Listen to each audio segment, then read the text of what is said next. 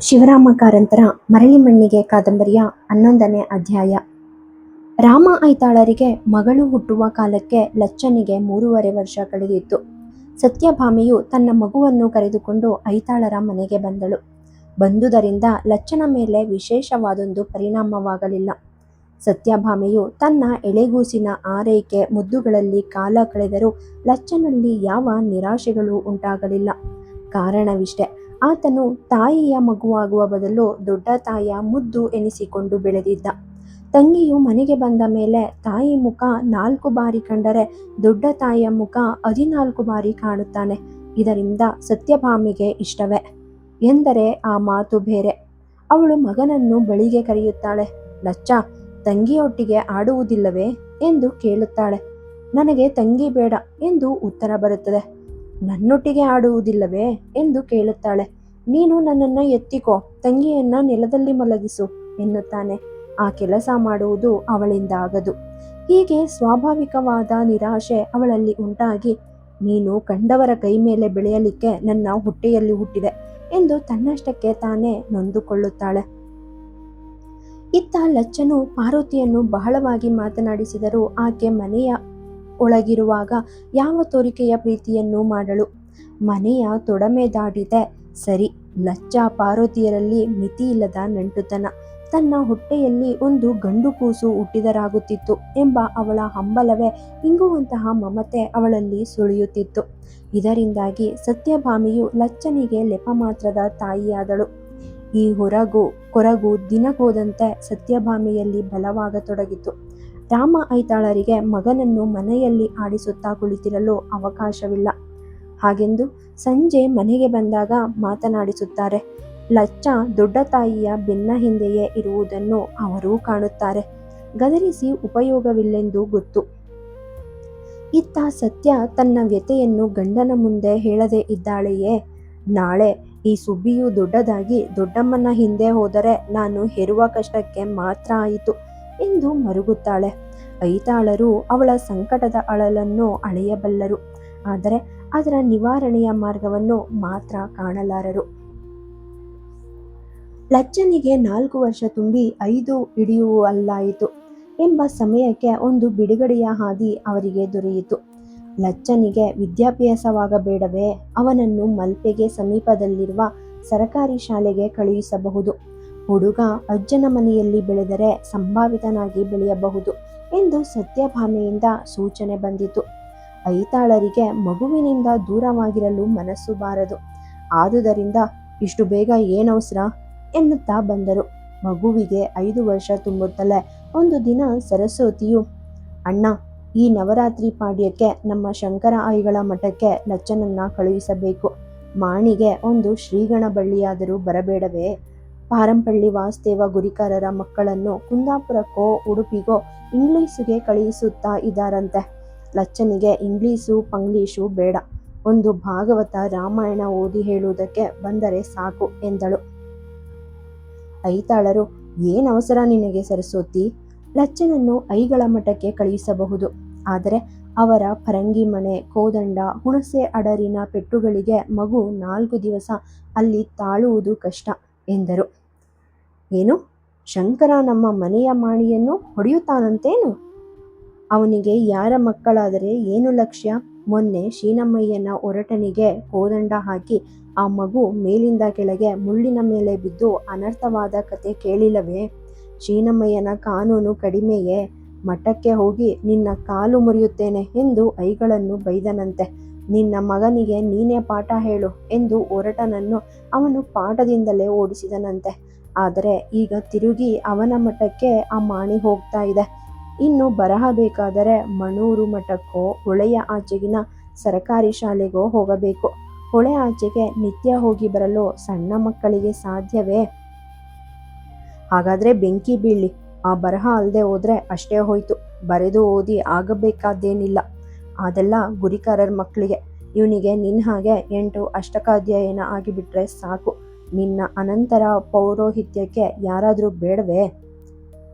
ಅಂತೂ ಆ ದಿನದ ಮಾತು ಮುಂದೆ ಸಾಗಲಿಲ್ಲ. ನವರಾತ್ರಿಗೆ ಯಾವುದಕ್ಕೂ 3 ತಿಂಗಳ ಕಾಲ ಇದೆ, ಈಗಲೇ ಏನವಸರ ಎಂದು ಐತಾಳರು ಅವಧಿ ಮುಂದುವರಿಸಿ ಬಿಟ್ಟರು. ಆದರೆ ಅವರ ಮನಸ್ಸು ತುಂಬ ಜಿಡುಕಿಗೆ ಬಲಿಯಾಯಿತು. ತನಗಿರುವ ಒಬ್ಬನೇ ಮಗನನ್ನು ಸರ್ಕಾರಿ ಶಾಲೆಗೆ ಕಳುಹಿಸಿ ಏನು ಪ್ರಯೋಜನ? ನಾಳೆ ತನ್ನ ಬಳಿಕ ವೈದಿಕ ವೃತ್ತಿಗೆ ಯಾರು ಬೇಕಾದವರು? ಬದಲು ಮನೆಯಲ್ಲೇ ಅಧ್ಯಯನ ಮಾಡಿಸಿದರೆ, ಒಂದು 4 ಅಷ್ಟೋತ್ತರಗಳನ್ನು ಹೇಳಿಕೊಟ್ಟರೆ ಅವನಿಗೆ ಉಪನಯನವಾಗುತ್ತಲೇ ತನ್ನೊಟ್ಟಿಗೆ ಆಚೀಚೆ ಸರ್ಕೀಟಿಗೆ ಒಯ್ದರೆ ತನ್ನಂತೆ ಉಗ್ರ ವೈದಿಕನಾಗುತ್ತಾನೆ. ಹೀಗೊಂದು ಬಗೆಯೂ ಕಾಣಿಸಿತು. ಆದರೆ ನಡುವೆ ಅವರ ಮನಸ್ಸು ಬಲು ದಿನಗಳಿಂದ ಇನ್ನೊಂದು ವಿಚಾರ ಸರಣಿಯ ಸುಳಿತಕ್ಕೆ ಸಿಕ್ಕಿಯೂ ಇದೆ. ವಾಸುದೇವ ಗುರಿಕಾರರ ಹಿರೇಮಗನು ಕುಂದಾಪುರದಲ್ಲಿ ಈಗಾಗಲೇ ವಕೀಲನಾಗಿ ಬಂದಿದ್ದಾನೆಂದು ತಮ್ಮ ಊರಿನ ಕಕ್ಷಿಗಾರರೆಲ್ಲರೂ ಅವರಲ್ಲಿಗೆ ಇರುವೆಗಳಂತೆ ಸಾಲಾಗಿ ಹೋಗಿ ರೂಪಾಯಿಗಳನ್ನು ಸುರಿಯುತ್ತಾ ಇದ್ದಾರೆ ಎಂದು ಕೇಳಿ, ತನ್ನ ಮಗ ಲಚ್ಚಣ್ಣ ವಕೀಲನಾದರೇನು ಎಂದು ಮಾಡಬಾರದ ವಿಚಾರವನ್ನು ಅವರು ಮಾಡುತ್ತಾರೆ. ಅಲ್ಲದೆ ಲಚ್ಚ ವೈದಿಕಾಗಿ ಬಿದ್ದಿರುವ ವಿಷಯದಲ್ಲಿ ಅವರಿಗೂ ಅತೃಪ್ತಿಯೇ ಸರಿ. ಕಾರಣ, ಶೀನಮ್ಮಯ್ಯರ ಮಕ್ಕಳು ನಡೆಯಲು ಬರುವ ಮೊದಲೇ ಬೆಂಗಳೂರಿಗೆ ಹೋಗಿ ರಾಶಿ ರಾಶಿ ರೂಪಾಯಿಗಳನ್ನು ಸಂಪಾದಿಸುತ್ತಿರುವುದು ಅವರ ಕಣ್ಣಿಗೆ ಬಂದಿದೆ. ಆ ಮಕ್ಕಳಿಂದ ಶೀನಮ್ಮಯ್ಯರಾಗಿ ಮೆರೆದಾಡುವುದು ಅವರಿಗೆ ತಿಳಿದಿದೆ. ಅವನು ಗುರಿಕಾರನಾಗಿರುವಾಗ ತನ್ನ ಮಗನಿಂದ ತನಗೆ ಯಾಕೆ ಕೀರ್ತಿ ಬರಬಾರದು? ಅವನ ಮಕ್ಕಳು ಕಾಫಿ ಲೋಟ ತೊಳೆದು ಅಲ್ಲಿ ಹಣ ಮಾಡಿದರೆ ತನ್ನ ಮಗನು ಇಂಗ್ಲಿಷನ್ನು ಕಲಿತು ವಕೀಲನಾಗಿ ಊರಲ್ಲೇ ಯಾಕೆ ಹಣ ದೋಚಬಾರದು ಎಂಬ ಕನಸನ್ನು ಕಾಣತೊಡಗಿದರು. ಬಹಳ ದಿವಸಗಳ ತನಕ ಈ ಸವಿಗನಸು ಅವರನ್ನು ಮಂಕಾಗಿ ಮಾಡಿತ್ತು. ನವರಾತ್ರಿಯು ಸಮೀಪಿಸುತ್ತಾ ಬಂದಿತು. ಐಗಳ ಶಂಕರನು ನೇರವಾಗಿ ಒಂದು ದಿವಸ ಐತಾಳರಲ್ಲಿಗೆ ಬಂದನು. ಆಗ ಐತಾಳರು ಮನೆಯಲ್ಲಿ ಇದ್ದಿರಲಿಲ್ಲ. ಶಂಕರನು ಬಂದು, ಮನೆಯಲ್ಲಿ ಯಾರಿಲ್ಲವೇ ಎಂದು ವಿಚಾರಿಸಿದಾಗ ಸರಸ್ವತಿ ಹೊರಕ್ಕೆ ಬಂದು, ಅವರು ಸಾಯಂಕಾಲ ಬಂದಾರು. ಯಾರು? ಐಗಳೇ, ಬನ್ನಿ ಕೂತಿರಿ, ಗಂಗೋದಕ ಬೇಕೇ ಎಂದು ವಿಚಾರಣೆ ನಡೆಸಿದಳು. ಐಗಳು, ನನಗೆ ಅಷ್ಟೆಲ್ಲ ಪುರುಸೊತ್ತಿಲ್ಲ.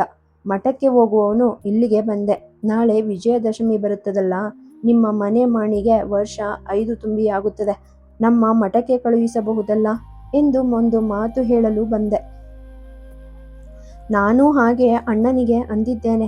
ಆದರೆ ಐಗಳೇ, ಸತ್ಯವೋ ಸುಳ್ಳೋ, ಮಠ ಎಂದರೆ ಪೆಟ್ಟು, ಪರಂಗಿ ಮಣೆ, ಕೋದಂಡ ಎಂದು ಮಕ್ಕಳಿಗೆ ಹೆದರಿಕೆಯಾಗುತ್ತದೆ. ನಮ್ಮ ಲಚ್ಚನಿಗೆ ನಾವು ಈವರೆಗೆ ಒಂದೇ ಒಂದು ಪೆಟ್ಟು ಕಾಯಿಸಿದವರಲ್ಲ. ಅಮ್ಮ, ಯಾರ್ಯಾರು ಏನೇನಾದರೂ ಹೇಳಿಯಾರು, ಅದು ನಮ್ಮ ಮಣೂರಿನ ಐಗೊಳೊಬ್ಬನಿದ್ದಾನೆ. ಅವನಿಗೆ ತನ್ನ ಮಠಕ್ಕೆ ಕೋಡಿ ಆಚೆಯಿಂದಲೂ ಮಕ್ಕಳು ಬಂದಾರಾದೀತು ಎಂಬ ಮನಸ್ಸು. ಅವನೇನಾದರೂ ಸುಳ್ಳು ಸುದ್ದಿ ಹುಟ್ಟಿಸಿದಾನೋ ಏನೋ, ಯಾರು ಬಲ್ಲರು? ಅದೇನು ನಾವೇನು ಕಂಡು ಮಾಡಿದ ಸಂಗತಿಯಲ್ಲ, ಯಾರ್ಯಾರೋ ಹೇಳಿದ್ದು ಕೇಳಿದ್ದು. ಅಂತೂ ಮಾಣಿಯನ್ನ ನೀವು ಹೊಡೆಯದೇ ಇದ್ದರೆ ಆಯಿತು.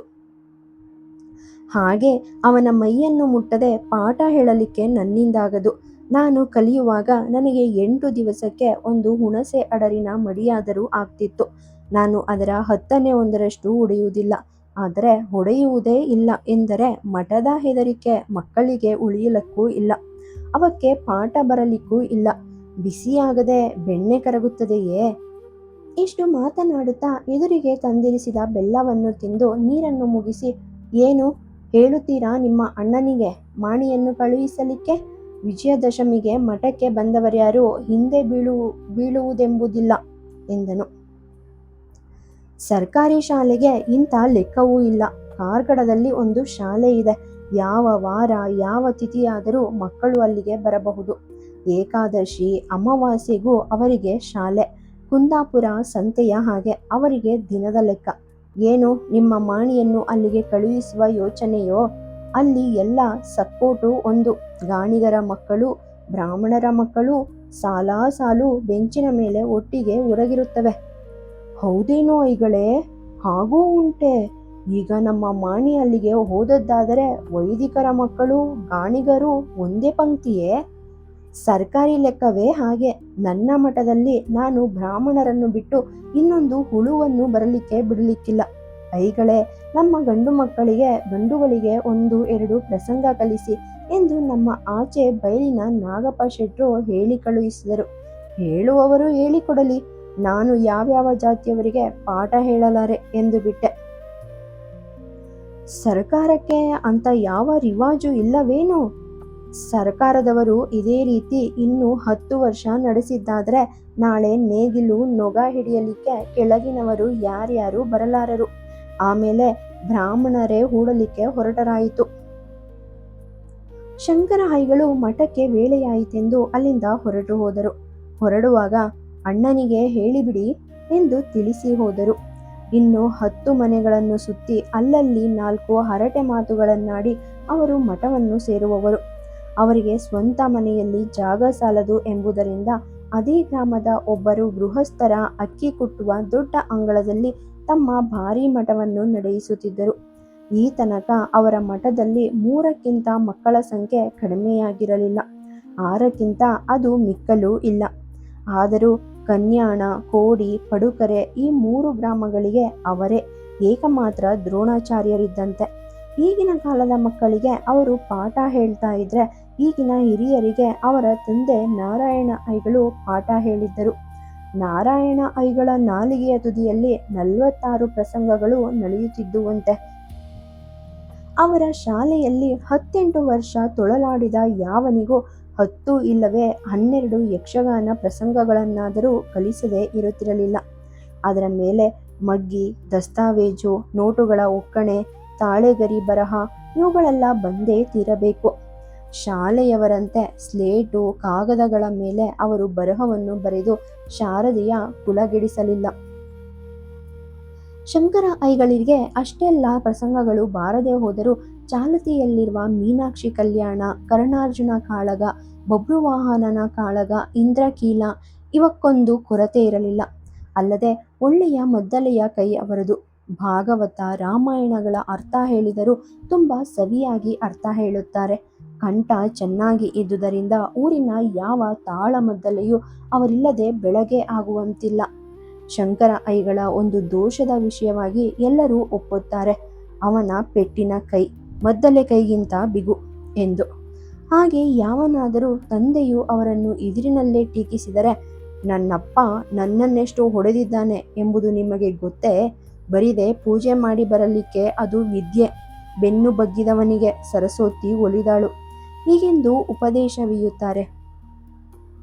ಐಗಳೇ, ನೀವು ಹೊಡೆಯಬಾರದೆಂದಲ್ಲ, ಆದರೆ ಹೊಡೆತ ಹೆಚ್ಚಾದರೆ ಮಕ್ಕಳು ಹೆದರಿಕೊಂಡು ಹೊನ್ನೆ ಮರದ ಮೇಲೆ ಅಡಗಿರುತ್ತವೆಯೇ ಹೊರತು ಮಠಕ್ಕೆ ಹೋಗುವುದಿಲ್ಲವಲ್ಲ ಎಂದು ಹೇಳಿದರೆ, ಮನೆಯವರು ನನ್ನ ಹಾಗೆ ಕಾಯಿಸಿದರೆ ಹೊನ್ನೆ ಮರದ ಮೇಲೂ ಬಿಡಾರ ಮಾಡಲಿಕ್ಕಿಲ್ಲ, ಹೊನ್ನೆ ಮರದ ಹತ್ತಿರ ಸಹ ಹೋಗರು.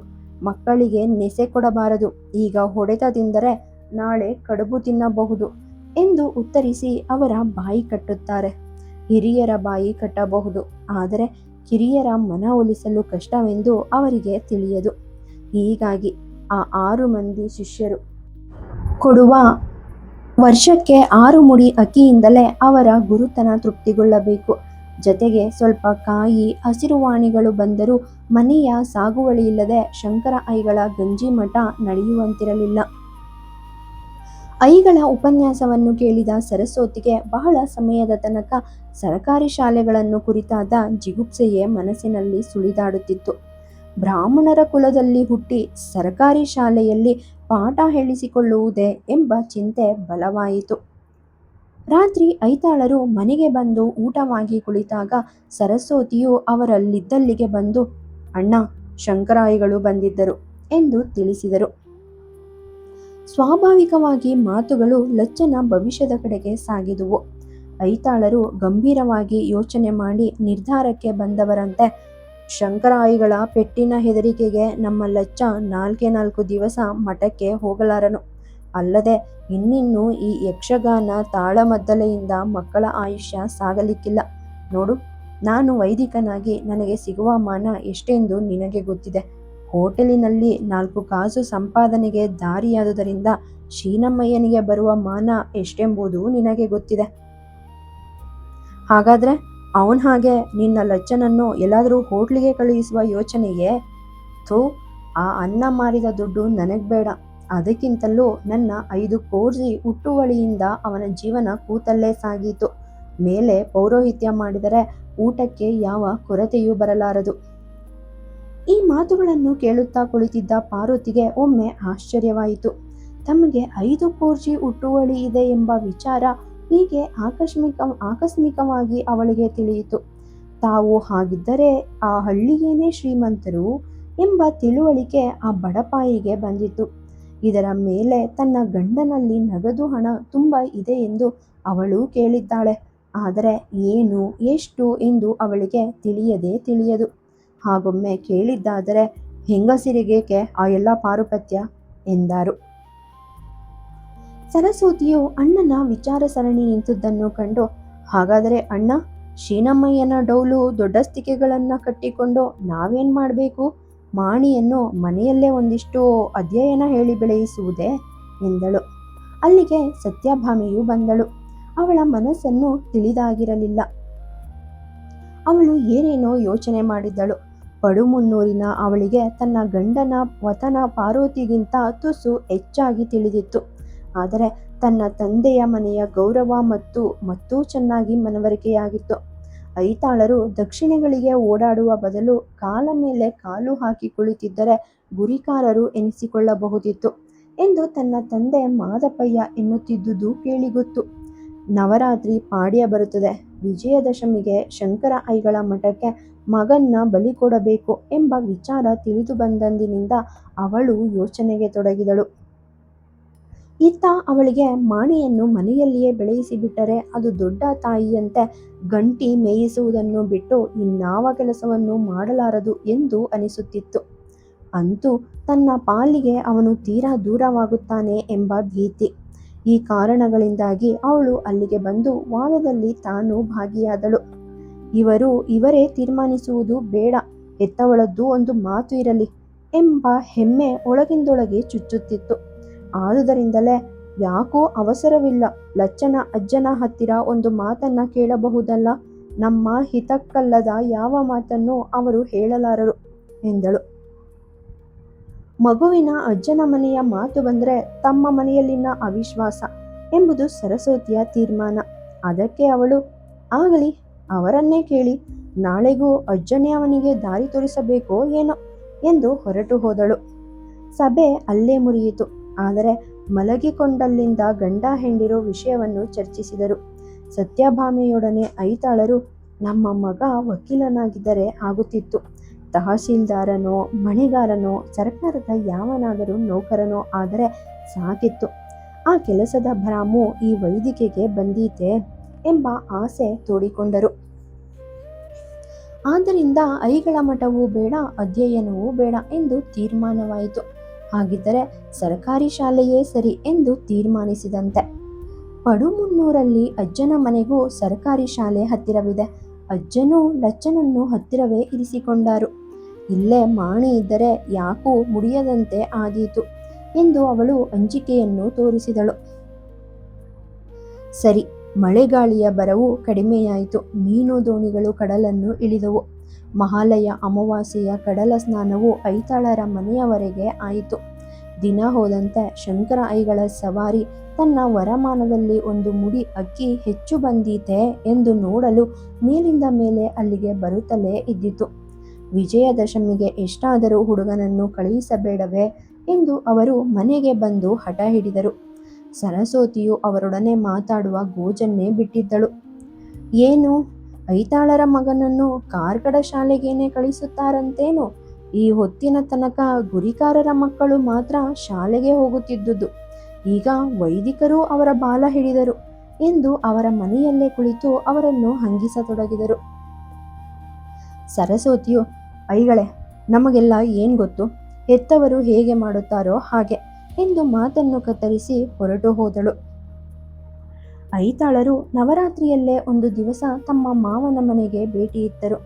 ಮಾದಪ್ಪಯ್ಯನವರು ಅತಿ ಆದರದಿಂದ, ಐತಾಳರೇ, ಮಾವನ ಮನೆ ಹಳೆತಾಯಿತೆ, ಸುಬ್ಬಿ ಹುಟ್ಟಿದ ಮೇಲೆ ಅವಳೂ ಬರಲಿಲ್ಲ, ನೀವೂ ಬರಲಿಲ್ಲ ಎಂದು ಪರಿಹಾಸ್ಯ ಮಾಡಿದರು. ಐತಾಳರು, ಮಾಣಿಯ ಅಜ್ಜನನ್ನು ಕೇಳುವ ಎಂದು ಬಂದೆ, ಹುಡುಗನನ್ನ ಶಾಲೆಗೆ ಹಾಕಿದ್ದರಾಗುತ್ತಿತ್ತು ಎಂದು ಸತ್ಯ ಅನ್ನುತ್ತಾಳೆ ಎಂದರು. ಆಗ ಮಾವನವರು ನಗುತ್ತಾ, ಐತಾಳರಿಗೂ ಕಣ್ಣು ತೆರೆಯಿತು, ಅವನನ್ನು ಅಧ್ಯಯನಕ್ಕೆ ಹೊರಡಿಸಿಯಾರು, ಅದು ಅವರವರ ಖುಷಿ, ಹೆಣ್ಣು ಕೊಟ್ಟ ಮೇಲೆ ಅವರವರ ನಿರ್ಧಾರ ಎಂದಿದ್ದೆ ಎಂದು ತಿರುಗಿ ನಕ್ಕು ನುಡಿದರು. ಚೇಷ್ಟೆಯಲ್ಲೇ ಅಳಿಯನೊಂದಿಗೆ, ಇನ್ನೇನು ಈಗಿನ ದಿನಗಳಲ್ಲಿ ಇಂಗ್ಲಿಶು 4 ಅಕ್ಷರವಾದರೂ ಬರುವವರೆಗೆ ಭರಾಮು. ಈ ಅಷ್ಟೋತ್ತರ ಅಧ್ಯಯನ ಕಲಿತವರಿಗೆ ಎಂದೂ ಬರಲಾರದು ಎಂದರು. ಸರಿ, ಮಾತುಗಳು ಮುಂದುವರಿದವು. ನಿರ್ಧಾರವೂ ಆಯಿತು. ಲಜ್ಜ ಅಜ್ಜನ ಮನೆಯಲ್ಲಿಯೇ ಇರಲಿ. ನಮ್ಮ ಮಗನು ದೊಡ್ಡವನಾದ. ಈಗ ಅವನಿಗೆ ಗ್ರಾಮ ಶಾಣಭೋಗಿಕೆಯೂ ಹಂಗಾಮಿಯಾಗಿ ಸಿಕ್ಕಿದೆ. ನಮಗೆ ಮನೆಯಲ್ಲಿ ಬೇಸರಕ್ಕೆ ಒಂದು ಮಗು ಇದ್ದರೆ ಆಗುತ್ತಿತ್ತು ಎಂದು ಲಚ್ಚನ ಅಜ್ಜಿಯ ಯೋಚನೆ.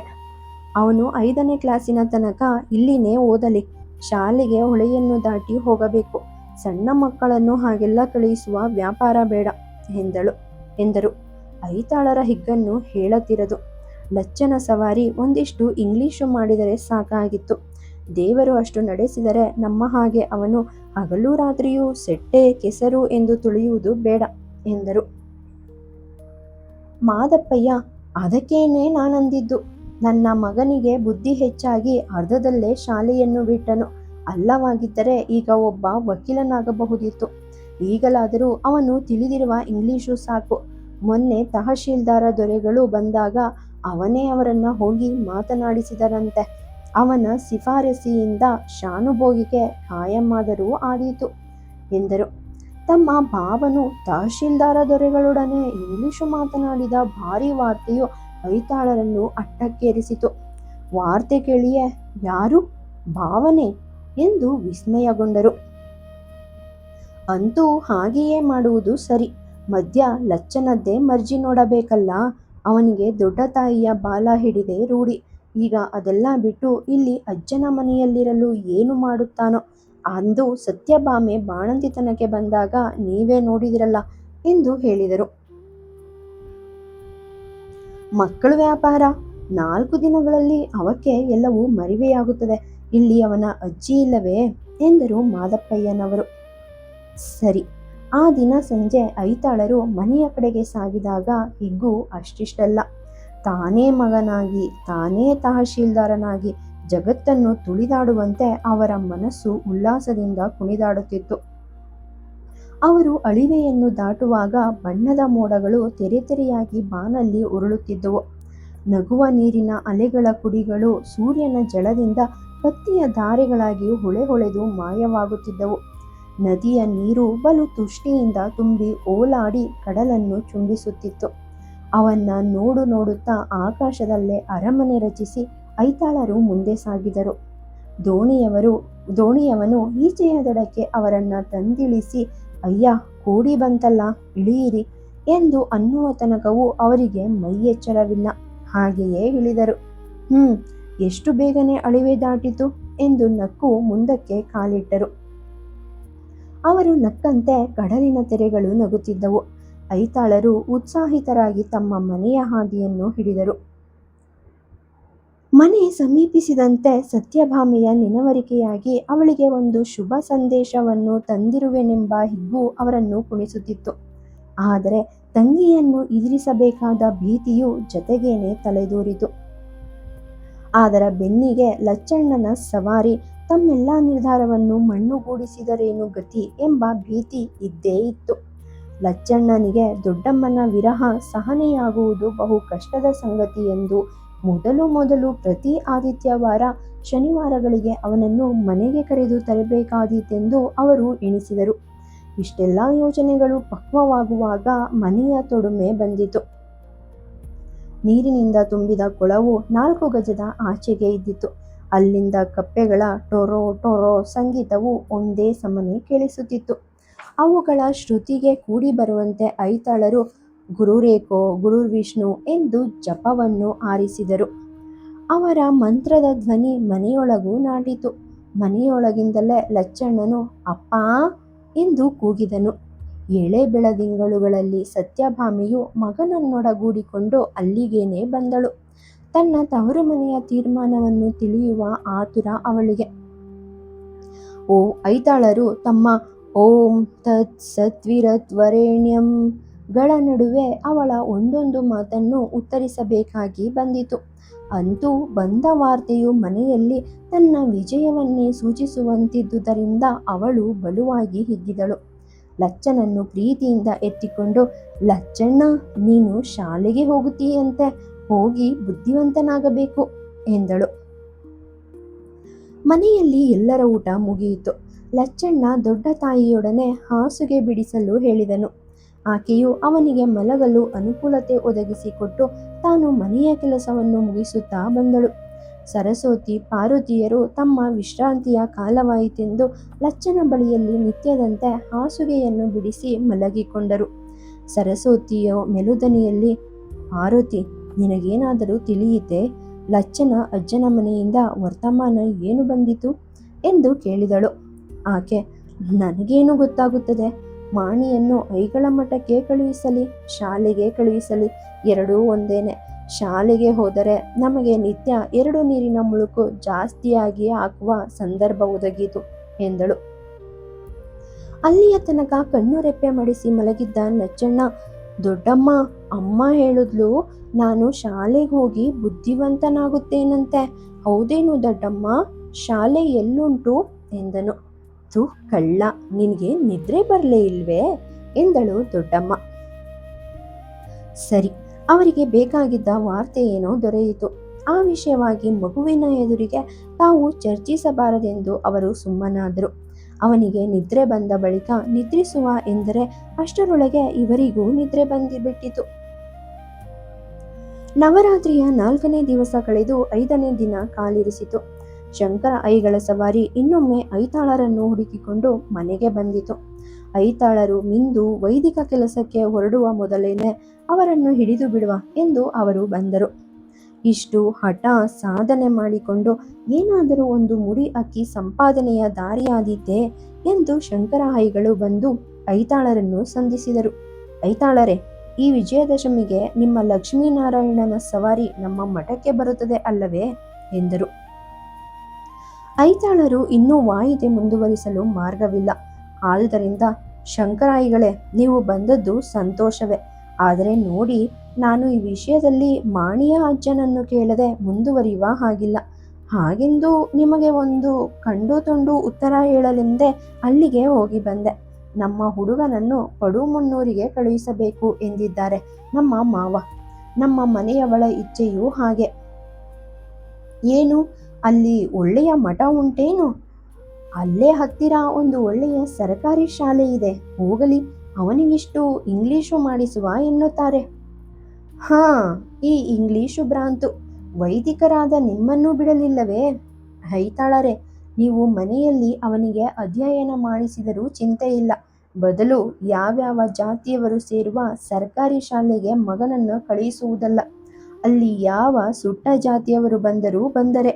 ಈಗ ನಮ್ಮ ಕರ್ನಾಟಕದ ಶಾಲೆಯನ್ನ ನೋಡಬಾರದೆ? ಒಬ್ಬ ಹೊಸ ಮಾಸ್ತರ ಬಂದಿದ್ದಾನಂತೆ. ಸೇರೆಗಾರನೋ ಸೆಟ್ಟಿಗಾರನೋ, ಬ್ರಾಹ್ಮಣರ ಮಕ್ಕಳು ಅವನ ಬೆತ್ತದ ಪೆಟ್ಟನ್ನು ತಿನ್ನಬೇಕು ಎಂದರೆ ಎಲ್ಲಿಂದೆಲ್ಲಿಗೆ ಬಂದಿತು ಕಾಲಗತಿ ಎಂದರು. ದೂರದಿಂದ ಸರಸ್ವತಿಯು ಮಾತುಗಳನ್ನು ಕೇಳುತ್ತಾ ನಿಂತಳು. ಆದರೆ ತೀರಾ ಸಮೀಪಕ್ಕೆ ಬರಲಿಲ್ಲ. ಬರುವ ಇಚ್ಛೆಯೂ ಆಗಲಿಲ್ಲ. ಐತಾಳರು, ಏನೋ ಅಷ್ಟೂ ಗೊತ್ತಿಲ್ಲದೆ ಆತನ ಅಜ್ಜ ಹುಡುಗನನ್ನ ಬರಲು ಹೇಳಲಿಕ್ಕಿಲ್ಲ. ಅಲ್ಲಿನ ಮಾಸ್ತರು ಬ್ರಾಹ್ಮಣರೇ ಇರಬಹುದು. ಇಲ್ಲಿ ಬೇರೆ ಜಾತಿಯ ಮಾಸ್ತರು ಬಂದಿದ್ದರಿಂದ ಊರಿನ ಶಾಲೆ ಬೇಡವೆಂದು ಬಿಟ್ಟೆ.